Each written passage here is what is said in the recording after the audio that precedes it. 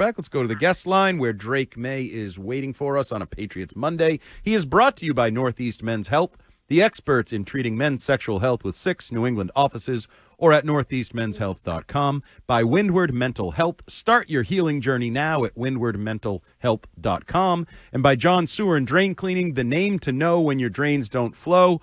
Drake Maye, have you come down from the high of that great game and that great victory last night? Sure, it was awesome. Yeah, I think it was awesome. I think just you're gonna keep going. Work on next week. You'll work on getting back and playing. Winning football in consecutive weeks. That's our mindset.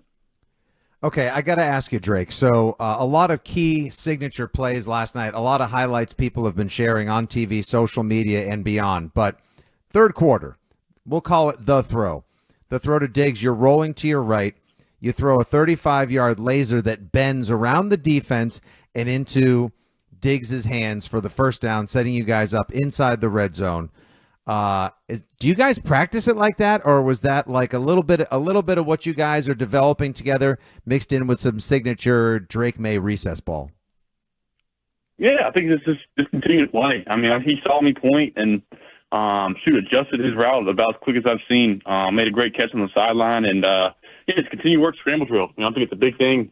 Had some more opportunities throughout the game in scramble drills that we thought we did a good job of, and we had some more opportunities that I feel like, on film, looking back on, we missed on and still can improve on. So I'm going to be honest with you. I wasn't even sure Stefon Diggs would be on the field at this point when you guys signed him in the offseason. Veteran receiver, post-30, torn ACL, and now he's got consecutive weeks with 100 yards, 146 yards last night, caught 10 of 12 balls thrown his way. Have you been honestly pleasantly surprised with what he's brought to the table coming off such a major injury? You know what? I think just by the way he works and the way he loves ball, I'm really not surprised. I think he comes in here and his mindset from the time we signed him was, I want to be ready to go, week one, and he's just been continuing to get better and better and keeps looking better and better out there on the field and just get more and more comfortable. He's a great player, so it's fun to have him out there with us. So describe for us what the week of practice and preparation was like. Obviously, when you have to elevate your effort and intensity on the national stage against a division rival who you've been compared to, everybody's watching. Was the practice and preparation leading up to last night's game as fiery and feisty as the effort you guys put forth last night? Yeah, we just try to simulate the crowd noise. Try to have a focused practice. I think we still didn't we play our best ball. And I think the biggest thing is that we found a way to win. We found a way to win in a tough environment on the road and a division opponent. That's the big thing. But like I said, I think we still have our best ball to put forward, and that's what we're looking forward to. Drake Maye, quarterback, New England Patriots, here on a Patriots Monday on WEEI Afternoons. For you personally, and the game as a whole, it was funny. The game was sort of, there were turnovers and punts in the first half, then a little mini shootout kind of developed in the second half. But for you personally, it seemed like, the pressure was getting to you a little bit in the first half. You were a little skittish back there. And then the second half, you were borderline perfect. Did you make adjustments? Did you just sort of settle into the flow of the game? How do you explain how things came together so nicely in the second half for you?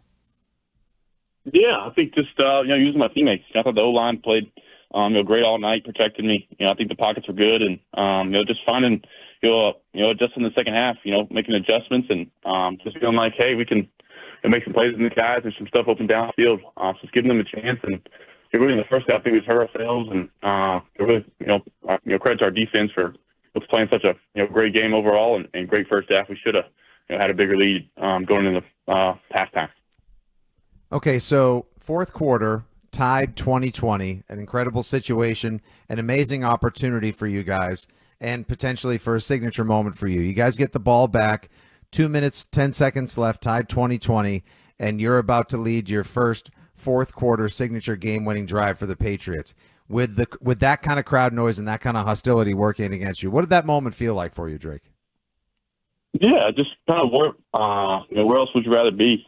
Sunday Night Football, a chance to beat, the Bills at their place, and the ball in my hands with a, field goal win. I think that's what you work in training camp and all those 2-minute drills for, and, work on, throwing hole shots against cover two and little things like that. So I think that was, that felt good, and we go back out there and regroup and get back after it. I'm going to guess it also felt good to stiff arm off a 320-pound defensive tackle and then be able to get the ball to Stefon Diggs out in the flat there. I'm wondering, though, on a play like that, in your mind, are you running like a risk assessment, risk-reward assessment? Because obviously when you throw in the flat like that, if you throw it to a defender, he's probably going to have a pick six. So are you balancing the risk there, or is that just instincts and you're trying to get the ball to your guy? Yeah, just making plays. I think I kind of got pretty good eyes on where the defender's at before I throw it. So just trying to see see our guy and see where the defenders are at. As far as Ramondre last night goes, obviously it's tough. There's the mistake early, and there've been the mistakes in a previous game which were very costly. But then comes back and has a monster game, scoring 2 big touchdowns for you. It feels like that sends the right kind of message to the team. Like, hey, if you make a mistake, giving your best effort, that's okay, so long as you get back out there and keep grinding and working as hard as you can. Yeah, it's just battle adversity. I think it's sort of this league, sort of life. If thing doesn't go your way, just stay in it. And you made some big plays for us, and 2 big touchdown runs, and it's just part of it, part of football. Things not going to go your way every play, and I think he's just showed just kind of how much we need him and how much of a player he can he can help us, and he's a great player with the ball in his hands. So we're not going to keep the ball out of his hands.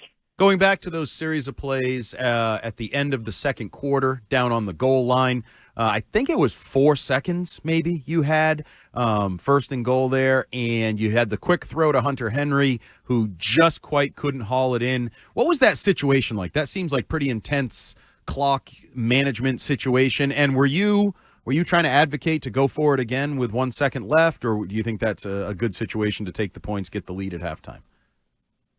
Yeah, I think just knowing how much time's on the clock, the pass play, knowing trying not to, trying to save 2 plays or a play and a field goal, and just trust the coaches whatever they think, and just try to execute the play. And probably should have gave Hunters a little more time, but it's hard with 4 seconds trying to get it out quick. So, did you before his big kick, which obviously turned out to be the game-winning kick? Speaking of people who have battled through adversity and then now come out on the other side of history, did you get a chance to talk to Borregales, and if so, did you offer him any words of encouragement? No, you don't talk to a kicker before a game winner. That's kind of a rule, a good rule to go by for a game winner. So just let him be and do his thing. Patriots quarterback Drake Maye here on WEEI Afternoons. I wanted to ask you, I know a lot of people believe playing quarterback in the NFL is about consistency. Like you're all talented guys, you can all make plays, but it's who can do it consistently week to week. And you've put up 4 tremendous performances in a row here. Do you feel like, though, beyond the big plays and the scrambles, do you feel like you're playing the position more consistently as a young developing quarterback? I think you're just learning the offense. I think just learning this league and learning just take what defense gives you, and when they give you big plays, just go for them. So just learning this system, trying to know it, and another year playing with these guys and playing more and more games with Steph and the new guys. Just another year under my belt, and just try to learn every week and approach it as a new week and try to go 1-0 this week. Drake, it looked like some of your teammates were kind of wilding on Instagram Live after the game in the locker room in Buffalo last night. Did you think about popping open Instagram to join the party, or did you just enjoy the scene and all the energy that was in there? I'd even see any of the guys. I know they were fired up and dancing, so I'm just glad and exhausted after the win and the emotion. So just glad that those guys are have some fun, but we got to be smart. Speaking of fired up, Diggs was one of those guys dancing, and his knee looks healthier than ever when he's dancing, celebrating in a post-game locker room. How much juice did he bring, I guess, all week long? He kind of talked about how it was just a big week for him. He was really looking forward to going back to Buffalo, and then we got a little insight to it. He did the pregame interview. He was clearly jacked up on the sideline and on the field. How much juice did Stefon Diggs bring last night? Yeah, he brings it. I think he brings it every game. He brings it every week, and a little more last night to return. One of his former teams, but he does a great job of getting us going every week, and getting us fired up to get out there and compete and play for each other. Obviously now 3-2, winning record, a lot of momentum coming off of 2 wins in a row. Next game up for you guys, you go on the road down to New Orleans. New Orleans just got their first win of the season, defeating the Giants yesterday. What do you do this week to make sure that you don't get too caught up in the high of the big win in Buffalo, but rather can sort of reset, turn the page, and focus on the opponent and task at hand? Yeah, I think you flush it. We just watch the tape, so just flush it. You'll learn from it, and know that you'll know a tough opponent on the road that you got a tough place to play. And like I said, they just come off the first win, so they're going to be fired up, and they got great coaching staff and got some good players on defense. So looking forward to head down there and get back after it. Team social media posted the visual of the post-game locker room, and one of the things Coach Vrabel said was something to the effect of protect or defend your identity. That's what it's about moving forward. What does that mean to you when he asks you to protect the identity of the Patriots? What does that mean? Yeah, just put it on tape. Put it on tape. Effort and finish and playing hard and playing for each other and having our back out there on the field. It's us versus everybody else, and just playing for each other, having each other's back, and just having confidence in not only yourself but your guys and your teammates around you. I think, Drake, if I'm not mistaken, also at the end of the game, NBC, I'm not sure if anyone has showed you a screen cap or maybe the video of it afterwards, that looked to be the most fired up that I've seen you on the sideline since you became a professional last year with the Patriots. Did you find yourself getting swept up in the emotion of the climax of that game and the outcome? Yeah, I think it's the first game-winning field goal kind of in the NFL. I think it's a good feeling, and getting a win on the road against a big-time opponent is huge, and just proud of the guys and proud of the finish. Are you getting more comfortable in your own skin? And what I mean by that is, for the last year plus, you were going through the pre-draft process, the combine process. Then you're in a new place. You're competing for a job. You're the first time. Now you're winning football games. You got a winning record. You've been the starter for a while now. Are you just kind of settling into who you are as an NFL quarterback in person?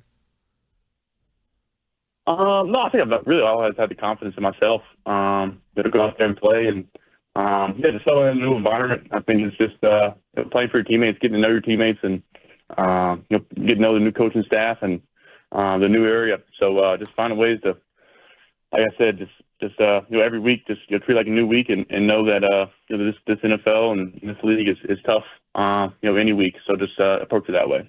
All right, before we get to the quarterback question of the week, I got to ask you, have you been following your Tar Heels with what's going on down there? Obviously a disappointing loss to Clemson. Any reaction to that as an alum?